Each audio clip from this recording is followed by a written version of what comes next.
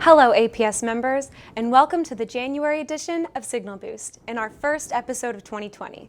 I'm your host, Callie Pruitt, Senior Strategist for Grassroots Advocacy for the APS Office of Government Affairs, and here's your science policy update. Since our last episode, fiscal year 2020 appropriations in Congress have been completed, with funding increases secured for the National Science Foundation, the DOE Office of Science, and NIST's Scientific and Technical Research and Services account, all of which are key federal science agencies essential to the American scientific enterprise. These budget increases will strengthen America's innovation ecosystem and help maintain its role as a global leader in science and technology. Thank you to all our APS members who wrote into their members of Congress to push for these robust appropriations outcomes for science. As we move into the next round of appropriations, please continue to write your legislators about sustained growth for science budgets and programs. You can find a link in the description of this video to sign your letter thanking congressional members who voted for these increases, or pushing members who didn't vote for the increases to be more active supporters of science funding. This month, we are also holding our annual APS Congressional Visits Day for 2020. We will have more than 70 APS members from all over the country visiting DC and holding nearly 120 meetings with members of Congress and their staff.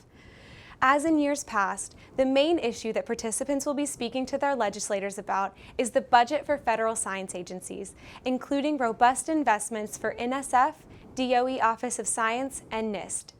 Participants will also be speaking on supplemental issues that will vary depending on the interests of the team and the office that they're visiting.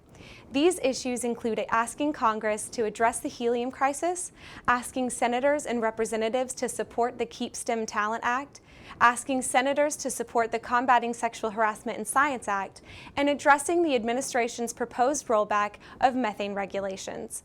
And it's not just the members flying to DC who can make a difference in our advocacy efforts. Our advocacy dashboard on the APS website has been updated to allow each of you to send messages on these issues to your representatives and senators. You can find a link to the dashboard in the description to get started. I hope you'll join us virtually in this exciting effort and in making a push for the issues that our membership cares about. In other news, APS member Amber Lauer of Duke University in North Carolina published an op-ed in the Raleigh News and Observer last month asking Senator Tillis to support the Keep STEM Talent Act of 2019. Tillis sits on the Judiciary Committee in the Senate, which has jurisdiction over the bill, and Amber made the case that collaboration between American and international science students has been vital to American innovation and industry.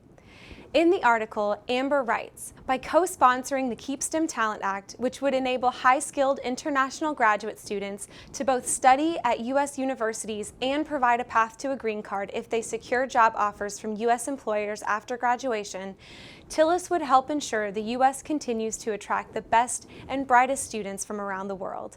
We thank Amber and the many APS members reaching out to their legislators for their efforts on this issue. That's all for this edition of Signal Boost. Thanks for joining us, and I'll see you next time.